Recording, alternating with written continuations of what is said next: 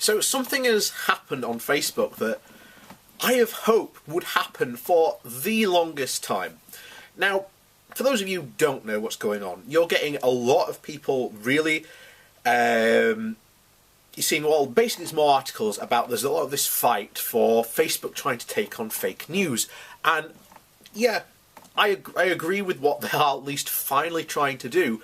But last week, something very important actually finally happened. Something that has been going on longer before this idea of fake news became a thing. And really almost the originators of fake news themselves.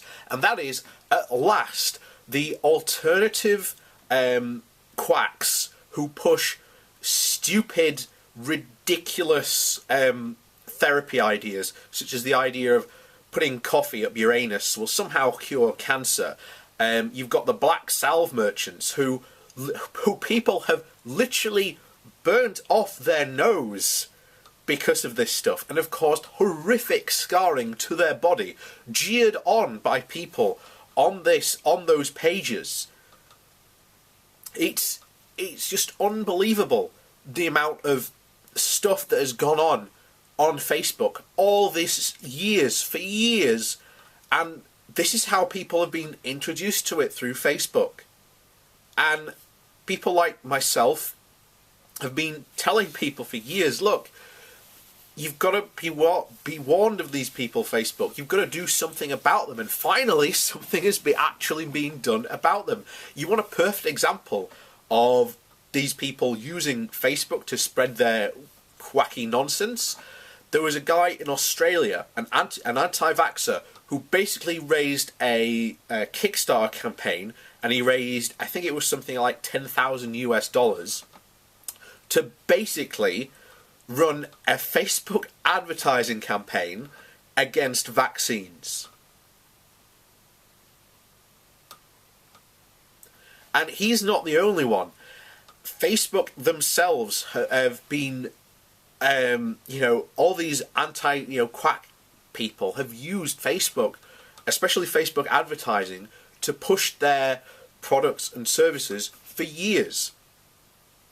And if you were to now go back, and again, a lot of these people, how they get into these alternative treatments, how they end up on it, most of it is through the internet or Facebook, because they happen to see an ad. The Gerson therapy, again, we already talked about it. This is the idea that somehow that eating basically vegetable soup and basically drinking about 13 pounds worth of juice a day, not pounds in money, but is in actual weight, will somehow cure you of cancer, as well as the aforementioned coffee enemas. And I'm glad that at least this is now being taken seriously. At least seems to be by Facebook. We'll have to see if they keep it up, and whether or not where they might go. But look, these quacks are just going to go somewhere else. They'll just end up making websites again, just like they used to. But at least there's a chance, at least on the websites, they might be buried far more than they were than on Facebook, where they can target people specifically, which is one of the big reasons why Facebook is so useful to them. The people who do longevity, again, another a quack vitamin pyramid scheme is the best way to describe it.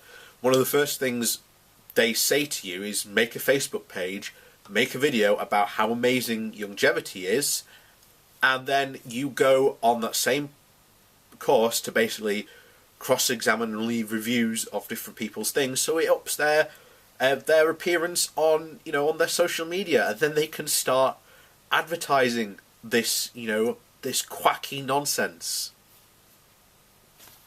But there you are.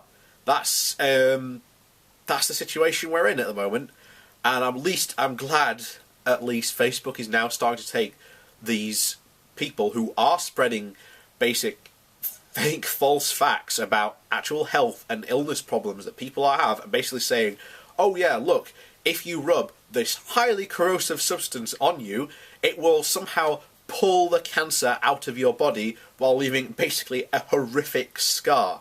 If you don't believe me, go and look up black salve injuries, and yeah, they are pretty horrific.